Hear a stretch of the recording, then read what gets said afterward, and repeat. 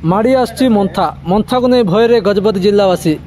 मंथा को नहीं धान मंथुंट चाषी आपण से चित्र देखुवे गजपति जिले में तत्पर सहित धान अमल पूर्व कंचा धान को काटि नौ चाषी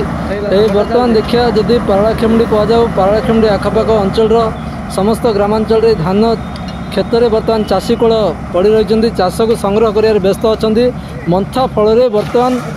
घर छाड़ी चाष जमी चाषी रही बर्तमान धान संग्रह करदी कहवा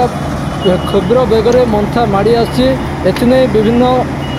गणमाध्यम कह खबर कागज कह सबुथ सचेतन होगापर चाषी सचेतन होती बर्तमान चाष जमी की जाए चाष अमल